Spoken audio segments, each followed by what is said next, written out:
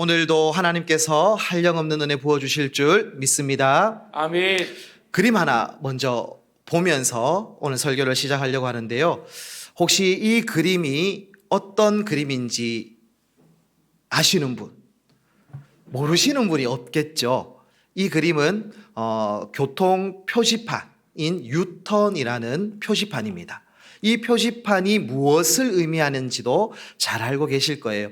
보통 도로교통법에 의하면 자동차는 직진을 해야 됩니다. 함부로 방향을 뒤로 가거나 함부로 방향을 바꾸게 되어지면 큰 사고가 일어나게 되어지죠. 그래서 정해진 장소에서만 유턴을 해야 어떠한 사고도 일어나지 않습니다. 그런데 왜 갑자기 제가 생뚱맞게 유턴 이야기를 하냐면 오늘 본문에서 유턴하는 사람이 나타나기 때문에 그렇습니다. 자, 오늘 본문은 사도 바울의 1차 선교 여행에 관한 내용입니다. 여러분들 1차 선교 여행 다 알고 계시죠? 예, 그렇죠. 기억이 가물가물할 수 있습니다. 다 모를 수 있고 어디서 출발해서 어떻게 전도했는지 기억이 가물가물할 수 있는데 여러분들에게 복된 소식을 잠시 전하려고 합니다. 2023년 성경이 읽어지네는 계속 되어집니다. 성경이 읽어지네를 통해서 여러분들 1차 선교 여행뿐만 아니라 2차 선교 여행, 3차 선교 여행도 함께 할 수 있다라는 복된 소식이 기다리고 있고 준비되어져 있으니 많은 신청 부탁드리겠습니다. 네, 감사합니다. 저는 참고로 수요일 합니다. 기억해 주십시오. 네. 자, 오늘 1차 선교 여행을 하게 되어지는데요. 1차 선교 여행을 지도를 잠시 보면서 어떠한 경로로 진행되어지는지를 잠시만 머릿속에 한번 그림을 그리면 좋겠는데 모든 선교 여행은 무조건 수리아 안디옥에서 출발을 합니다. 보이시죠? 수리아 안디옥. 수리아 안디옥에서 출발해서 살라미, 바보 이렇게 되어져 있는데 이 섬은 구브로 섬이라고 부릅니다. 구브로 섬은 바나바의 고향이기도 합니다. 자, 일단 구브로 섬에서 복음을 전하고 어디로 가냐면 버가라는 곳으로 가게 되어집니다. 버가가 어떤 곳이냐면 여기서 큰 하나의 사건이 일어나는데 1차 전도 여행은 3명이 갑니다. 바울과 바나바와 마가라 하는 요한이 함께 동행하게 되어지는데 마가가 여기서 불법 유턴해서 어디로 가냐면 예루살렘으로 돌아가게 되어지는 사건이 있게 되어지죠. 자, 일단 버가에서 마가는 도망갑니다. 그런데 바울과 바나바는 지금 비시디아 안디옥으로 가야 되는데요. 여기에는 토로스 산맥이라는 해발 3,000m에 가까운 높은 산맥을 지나서 비시디아 안디옥으로 가게 되어지고 그리고 이고니온 그리고 누스드라 더베라는 곳으로 가서 다시 돌아오는 것이 1차 선교 여행입니다. 쉽죠? 예. 성경 들으시면 쉽습니다. 우리에게는 2023년이 있습니다. 자, 그래서 이렇게 진행되어지는데 간단하게 조금 더 구체적으로 어떤 일이 있었는지 오늘 본문은 어디에서 시작을 하냐면 누스드라라는 곳에서 시작을 합니다. 자, 버가에서 마가 요한이 도망을 갑니다. 불법 유턴합니다. 누가 남았습니까? 바울과 바나바가 남았죠. 그렇게 해서 어디로 갑니까? 비시디아 안디옥에 갑니다. 거기에서 회당 중심으로, 회당은 유대인 10명이 있으면 모여지는 곳이 회당인데 회당 중심으로 복음을 증거해요. 정말 복음을 잘 증거되어졌거든요. 그런데 그 가운데에 반대파 유대인들이 있습니다. 불량배와 같은 유대인들이 있어요. 그들이 귀부인과 위증자들을 막 이렇게 충동질해서 어쩔 수 없이 비시디아 안디옥에서 더 이상 복음을 전하지 못하고 어디로 쫓겨나냐면 이고니온이라는 곳으로 도망치듯이 피신하게 되어집니다. 그래서 또 이고니온에서 열심히 복음을 증거해요. 그렇게 복음의 씨앗들이 잘 심겨졌고 잘 자라고 있는데 거기서도 반대파 유대인들이 나타납니다. 그 사람들이 이번에는 충동질을 좀 과격하게 하네요. 한번 말씀을 한번 보려고 하는데요. 사도행전 14장 5절 말씀입니다. 사도행전 14장 5절 말씀에 보시면 이방인과 유대인과 그 관리들이 두 사도를 모욕하며 돌로 치려고 달려드니 라고 이야기를 합니다. 자, 지금은 욕하고 모욕하고 그냥 인신공격하고 이게 아니라 물리적인 충돌까지 하려고 하는 직전까지 가게 되어진 거예요. 돌을 들고 바울을 죽이겠다고 그리고 바나바를 죽이겠다고 달려드는 그러한 상황까지 되어집니다. 그러니 어떻게 거기서도 복음을 증거할 수 있겠습니까? 또 도망와서 어디로 가게 되어지냐면 누스드라라는 곳에 도착을 하게 되어집니다. 여기에서는 큰 한 가지 사건이 일어나요. 어떤 사건이 일어나냐면 누스드라에 도착을 하니까 나면서부터 걷지 못하는 사람이 있게 되어집니다. 그래서 바울과 바나바가 그 사람을 하나님의 능력으로 일어서도록 하는 고침의 역사, 기적의 역사를 행하게 되어지죠. 그랬더니 거기에 있는 사람들이 우와! 환호를 하면서 바울과 바나바를 신이 여기에 임재했다라고 하면서 그를 경배하려고 하고 그를 숭배하려고 합니다. 그래서 바나바를 향해서는 제우스라고 칭송하게 되어지고 그리고 바울을 향해서는 헤르메스라고 하면서 칭송하는 사건이 벌어지게 되어지죠. 그러자 바울과 바나바는 옷을 찢으면서 나의 능력으로 행한 것이 아닙니다. 하나님의 능력으로 저희는 도구일 뿐입니다. 라고 그렇게 또 한 번 복음을 증거하는 그러한 일들이 일어나게 되어집니다. 자, 여기까지가 오늘 본문을 읽었던 바로 직전까지의 간략한 내용입니다. 자, 오늘 본문의 이야기로 이제 들어가려고 하는데요. 오늘 본문은 불청객이 등장하면서 시작을 합니다. 어떤 불청객이 등장하고 있는지 19절 상반절 말씀을 우리 모든 성도님들이 한번 읽어주시기 바랍니다. 시작. 유대인들이 안디옥과 이고니온에서 와서 무리를 충동하니. 아멘. 자, 지금 바울과 바나바는 어디에 있습니까? 누스드라라는 곳에 있습니다. 그런데 불청객이 찾아와요. 반갑지 않은 손님이 찾아오고 있습니다. 지금 비시디아 안디옥에서 쫓겨왔고 이고니온에서 쫓겨와서 누스드라에 있어요. 그런데 열심히 누스드라에서 복음을 증거하고 있는데 누가 찾아왔다고 합니까? 유대인들이 안디옥에서 찾아왔답니다.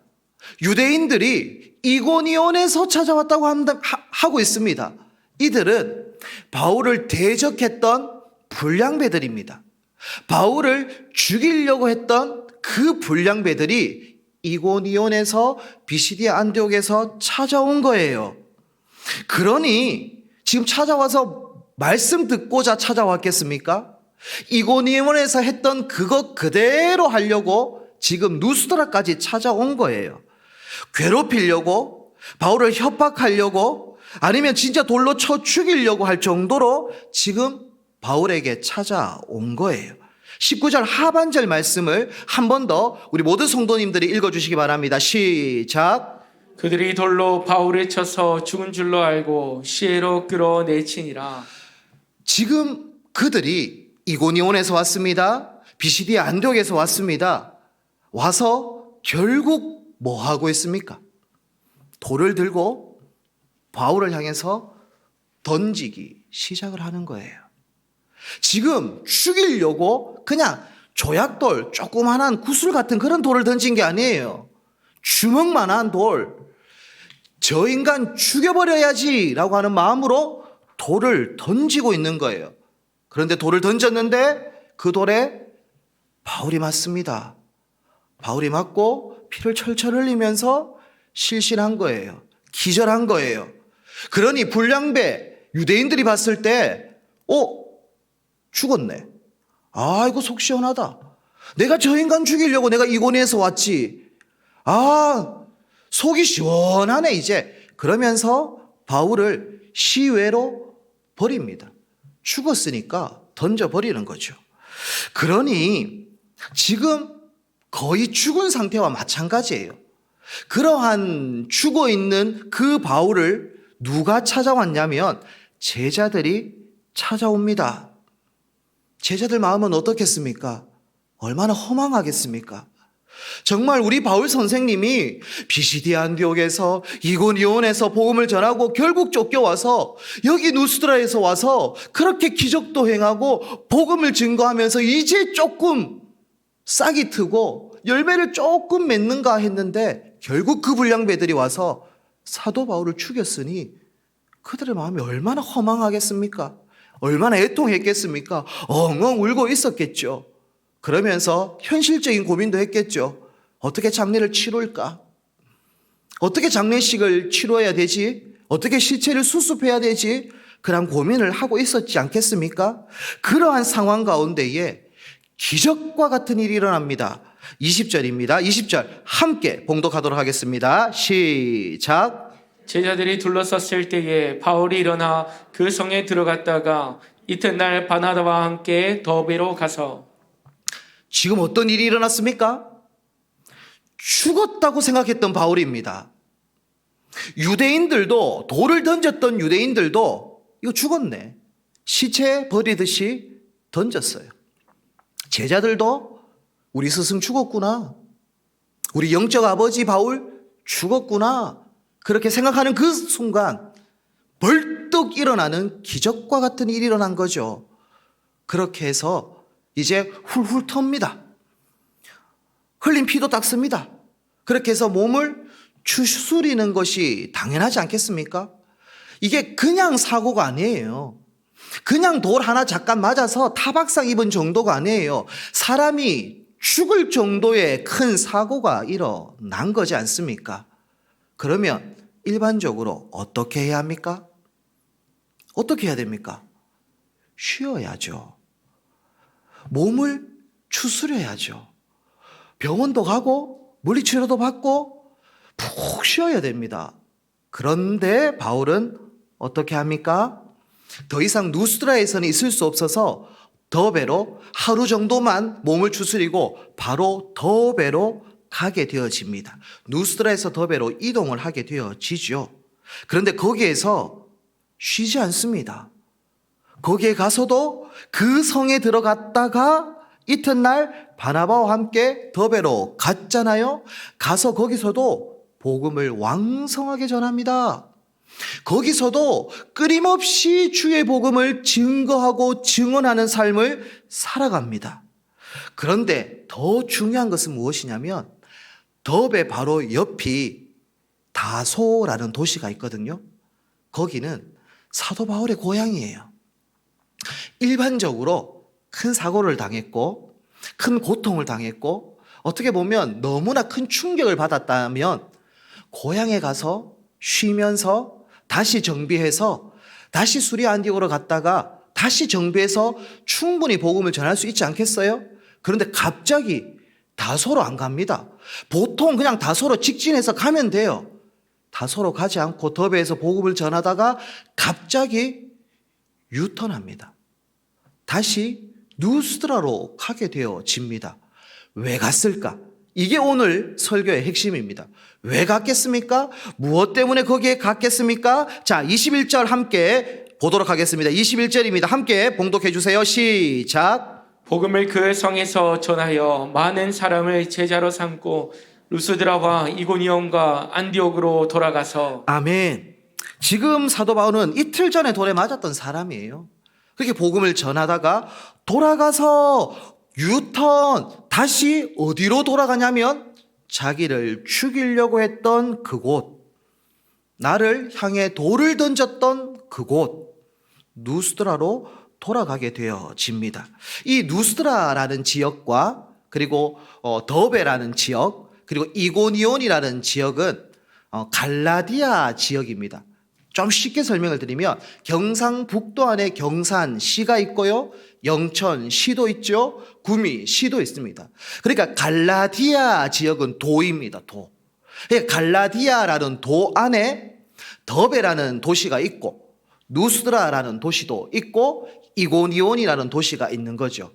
그러니까 나중에 사도 바울이 편지를 쓰잖아요. 갈라디아서. 그러니까 이 도시를 향해서 썼다라고 보시면 좋습니다. 자, 그런데 갑자기 왜 갈라디아 지역으로 다시 돌아갈 수밖에 없었는가? 왜 유턴했는가? 그 첫 번째, 사도 바울이 유턴할 수밖에 없었던 그 이유는 물을 주기 위해서 유턴했습니다. 갑자기 물 이렇게 하니까 이상하게 들릴 수도 있는데요. 비유적인 표현입니다. 바울은 다시 갈라디아 지역으로 유턴합니다. 왜 그러냐면 물을 주려고 했습니다. 22절 상반절 말씀을 제가 봉독해 드리도록 하겠습니다. 제자들의 마음을 굳게 하여 이 믿음에 머물러 있으라 권하고. 지금 사도 바울은 갈라디아 지역에 씨앗을 뿌렸어요. 복음의 씨앗을 뿌렸어요. 그런데 본인이 보니까 싹이 조금씩 났거든요. 싹이 나는 그 장면을 봤어요. 그런데 불량배들 때문에 비시디아 안디옥에서도 이고니온으로 온 거죠. 이고니온에서 씨앗을 좀 뿌렸거든요. 싹이 좀 났어요. 이제 조금만 해보면 될 것 같다라는 생각이 있는데 또 누스드라, 그리고 또 더베. 그러니 더베에서 그의 마음은 어떻겠어요? 우리 누스드라 성도들, 우리 이고니온 성도들, 우리 비시디아 안디옥 성도들 어떻게 지내고 있을까? 정말 믿음 안에서 잘 자라가고 있을까? 혹시나 나처럼 핍박당하고 있는 건 아닐까? 환난 가운데 있는 건 아닐까? 걱정도 되고 염려도 되는 거죠. 정말 믿음 안에서 잘 자라가고 있을까라는 그러한 관심이 있었겠죠. 그러니 믿음이 잘 자랄 수 있도록 하기 위해서 물을 주기 위해서 사랑의 물을 주고 권면의 물을 주고 섬김의 물을 주면서 그렇게 잘 자라가기를 바라는 마음으로 돌아가게 되어진 거죠. 오늘 본문을 조금 더 구체적으로 살펴보려고 합니다. 이 물을 통해서 사도 바울은 무엇을 갈라디아 성도들에게 주고자 했냐면 상반절을 다시 한 번 더 읽어보려고 합니다. 22절 상반절 한번 보십시오. 제자들의 마음을 굳게 하여 이 믿음에 머물러 있으라 권하고 라고 되어져 있어요. 물을 주려고 했어요. 이 물을 통해서 갈라디아 성도들에게 첫 번째는 마음이 굳건해지기를 원했던 거예요. 갈라디아 성도들을 한번 생각해 보세요. 불량한 유대인들이 지금 사도 바울에게 뭐 했었습니까? 누스드라에서 돌을 가지고 던졌잖아요. 그리고 그 돌을 던지는 것을 유대인들이, 누스드라 성도들이 봤어요. 그런데 그 돌에 사도 바울이 맞았어요. 근데 그냥 아야 정도가 아니에요. 피를 철철 흘리면서 기절한 거예요. 그 장면을 유대인들, 즉 성도들이 본 거잖아요. 그럼 그들의 마음은 어땠을까요? 충격이겠죠. 충격을 받을 수밖에 없는 거예요. 영적 스승과 같은 사도 바울이 쓰러져 있는 그 모습 얼마나 충격이겠어요. 성도님들, 외상후 스트레스 장애라는 말 들어보셨습니까? 외상후 스트레스 장애라는 것은 사람이 전쟁이나 고문이나 자연재해나 사고 등의 심각한 사건을 경험한 후에 그 공포감을 느끼고 사건 후에도 계속적인 재경험을 통해서 그 고통을 계속 느끼고 있는 상태. 그래서 정상적인 사회생활에 부정적인 영향을 끼치는 상태를 외상후 스트레스 장애라고 이야기를 합니다. 그러니까 큰 사건을 경험하고 나면 가슴이 벌렁벌렁합니다. 돌만 봐도 움찔움찔 하는 거예요. 그러한 외상후 스트레스 장애가 갈라디아 교회 성도들에게 없었겠어요? 얼마나 큰 충격이겠어요? 상풍백화점이 무너졌을 때 그곳 가운데 있었던 사람 얼마나 큰 충격이겠어요? 9.11 테러가 일어났을 때 그것을 본 사람 얼마나 충격이겠어요? 이태원 참사가 일어났을 때 그 가운데 있었던 사람이 얼마나 큰 충격이겠어요? 누스드라에서도 성도들은 큰 충격을 받게 되어진 거예요. 그러니까 마음이 많이 힘들어요. 그런데 사도 바울이 그들을 위로할 수 있는 방법이 뭘 것 같아요?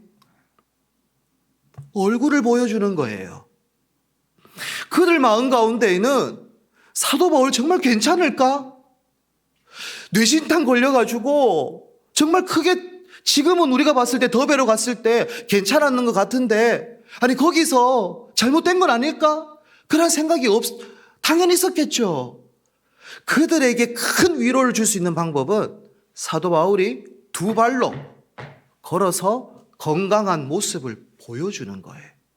외상후 스트레스 장애를 치료할 수 있는 유일한 방법이 뭡니까? 그 누스드라 성도들에게 가장 큰 위로와 격려가 뭘까요? 다시 찾아오는 거예요. 다시 찾아온 사도 바울을 봤을 때 누스드라 성도들은 어떻겠습니까? 얼마나 큰 위로를 받았겠습니까? 우와, 하나님은 살아계시구나. 하나님께서 기적을 행하셨구나. 두 발로 다시 이곳에 사도 바울이 왔구나.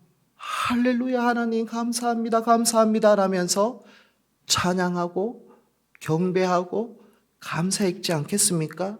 그러니 무너져 있던 그들의 마음을 굳건하게 세울 수 있는 거죠. 사도 바울이 왜 유턴했겠습니까?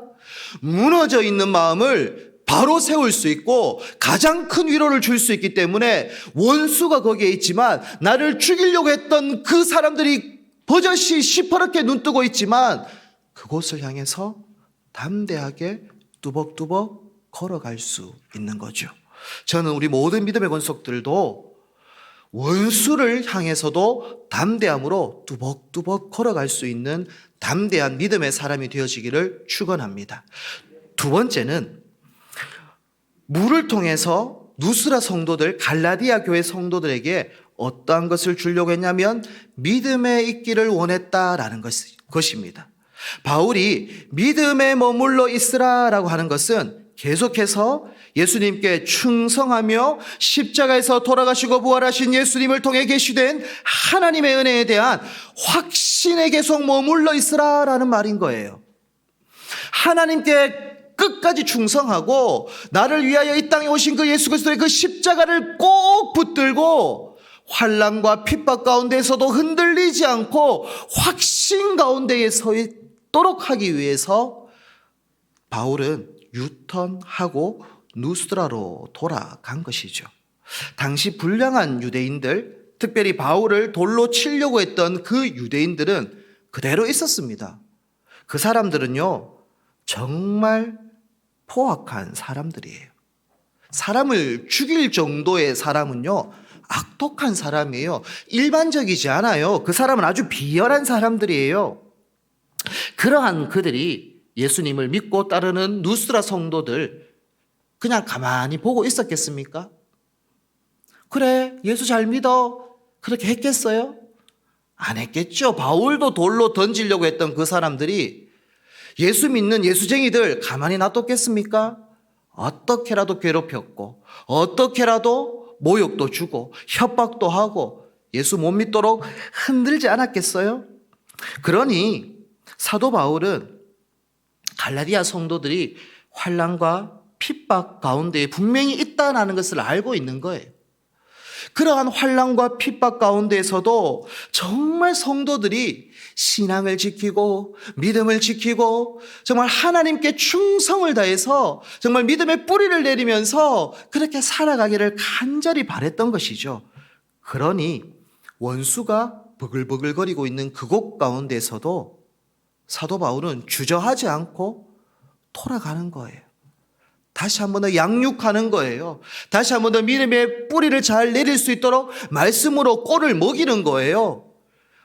나를 죽이려고 하는 그 사람이 있지만 이 영혼을 사랑하고 이 영혼을 세우기 위한 그 간절함이 있기 때문에 사도 바울은 다시 누스드라로 돌아가는 거죠. 이게 복음입니다. 이게 사랑이에요. 정말 나의 원수가 있지만 정말 내가 가장 싫어하는 그러한 사람들이 있지만 그럼에도 불구하고 나에게 복음이 있기 때문에 나에게 사랑이 있기 때문에 다시 돌아갈 수 있는 이것이 복음이며 사랑인 것이죠. 사도 바울은 믿음을 세우도록 하기 위해서 유턴한 거예요. 우리 믿음의 권속들이요, 여러분들도 유턴할 수 있겠습니까? 여러분들도 다시 돌아갈 수 있겠습니까? 절대 저 인간은 예수 안 믿을 것 같은데, 그러한 태신자 혹시 없습니까? 저 인간 저거 내가 몇 번 복음 전해봤는데 안 돼, 안 돼. 그냥 포기하시겠습니까? 그 영혼을 향해서 우리는 돌아가야 돼요.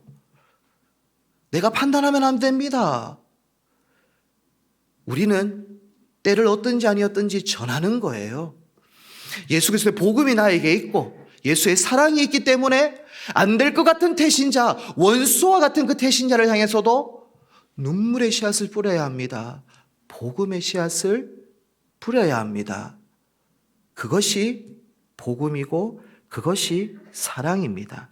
그래서 우리 모든 믿음의 권속들이요, 낙심하지 말고 나의 태신자를 위해서 끊임없이 눈물의 씨앗을 뿌리며 복음의 씨앗을 뿌리며 기도의 씨앗을 뿌릴 수 있는 우리 모든 믿음의 권속들 되어지기를 다시 한 번 더 축원합니다. 자, 두 번째로 크게 왜 바울은 유턴했는가? 두 번째, 예수님의 방향이기 때문에 유턴했습니다. 22절 하반절 말씀을 함께 보도록 할까요? 제가 한번 읽어드릴게요.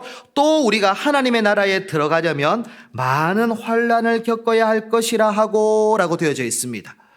사도 바울은 지금 선교 여행을 떠나면서 내비게이션에 분명한 목적지가 있었습니다. 어떤 목적지가 있었냐면 하나님 나라라는 목적지가 있었어요. 그래서 이 목적지를 향해서 늘 사도 바울은 한 걸음 한 걸음 내비게이션에 안내를 받으면서 걸어가는 인물입니다. 특별히 바울보다도 먼저 하나님 나라를 향해서 걸어가셨던 분이 계십니다. 그분은 예수 그리스도이죠. 예수님은 하나님의 나라를 이루기 위해서 한 걸음 한 걸음 걸어가셨던 분이 예수님입니다. 그 길을 한마디로 말하라고 한다면 그것은 십자가의 길이라고 이야기할 수 있습니다. 예수님은 하나님 나라를 완성하기 위해서 십자가의 길을 걸어가셨던 분이죠. 예수님은 죄인들의 죄를 짊어지시고 십자가의 길을 걸으시고 십자가에서 죽으심으로 죄값을 지불하셨고 다시 부활하심으로 우리를 의롭게 하셨습니다. 이게 은혜입니다. 예수님은 자기와 함께 십자가의 길을 걷는 자들에게 이렇게 걸어가야 한다라고 이야기합니다. 마태복음 16장 24절 말씀을 제가 읽어드립니다. 이에 예수께서 제자들에게 이르시되 누구든지 나를 따라오려거든 자기를 부인하고 자기 십자가를 지고 나를 따를 것이니라 라고 이야기합니다. 예수님은 십자가 길을 걷고자 하는 자들은 자기를 부인해야 하며 십자가를 짊어지고 걸어와야 한다라고 이야기를 합니다. 여기서 말하는 자기 부인이 과연 무엇일까? 사도 바울이 편지했던 갈라디아서에 보면 자기 부인이 아주 분명하게 나옵니다. 갈라디아서 2장 20절 말씀을 제가 한번 읽어드리려고 합니다. 내가 그리스도와 함께 십자가에 못 박혔나니 그런즉 이제는 내가 사는 것이 아니요 오직 내 안에 그리스도께서 사시는 것이라. 이제 내가 육체 가운데 사는 것은 나를 사랑하사 나를 위하여 자기 자신을 버리신 하나님의 아들을 믿는 믿음 안에서 사는 것이라. 할렐루야. 이게 십자가의 길 중에 자기 부인의 삶입니다. 나는 죽고 예수가 사는 것. 내가 원하는 길이 아니라 예수님이 원하는 그 길을 걷고자 하는 것이 자기 부인의 삶인 거죠. 결국 사도 바울이 2차 전도 여행에서 이 갈라디아서 편지를 쓰거든요. 그러니 갈라디아 교인들에게 십자가의 길, 나도 지금 십자가의 길을 걸어가고 있는데 너희들도 우리 갈라디아 교회 성도들도 이 십자가의 길을 함께 걷기를 축원합니다. 함께 걸어갑시다 라는 마음으로 이 편지를 지금 쓰고 있는 거지 않겠습니까? 십자가의 길은요 고속도로가 아닙니다.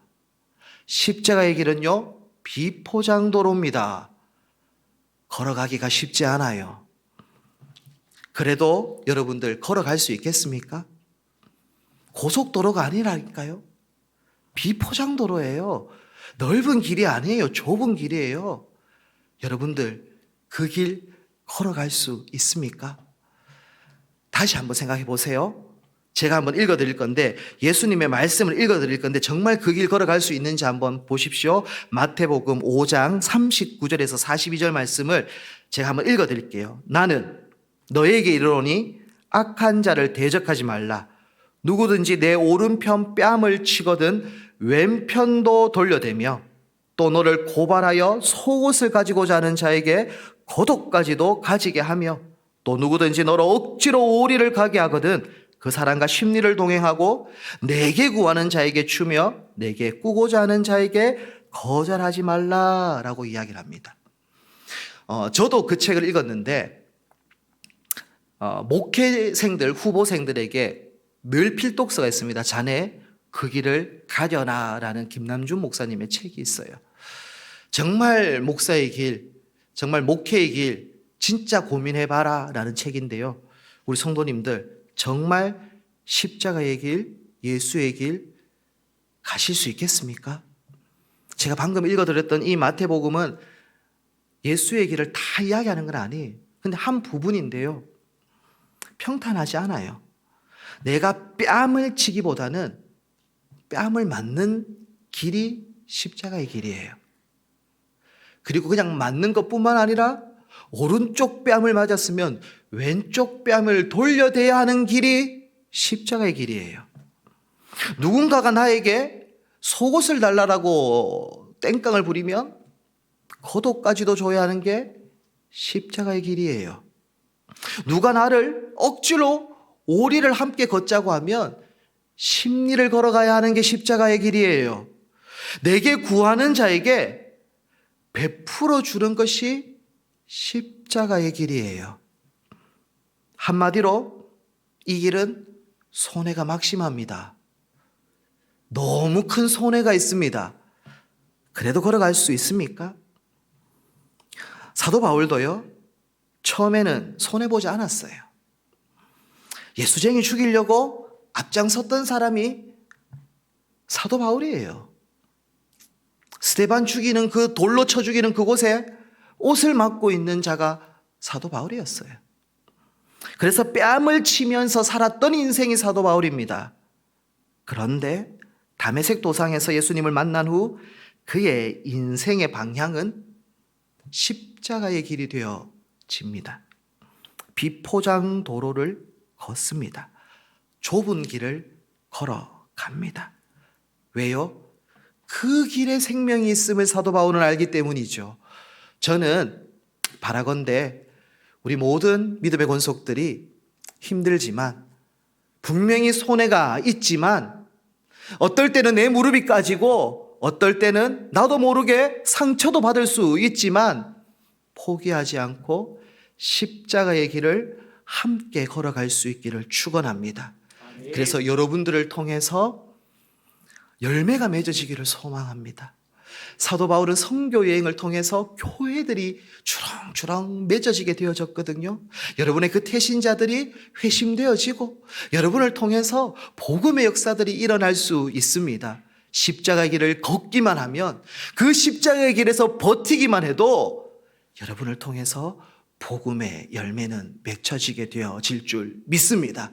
그래서 우리 모든 믿음의 권속들이요, 포기하지 말고 낙심하지 말고 함께 십자가의 길, 예수의 길을 걸어갈 수 있는 믿음의 권속들 되어지기를 다시 한 번 더 축원합니다.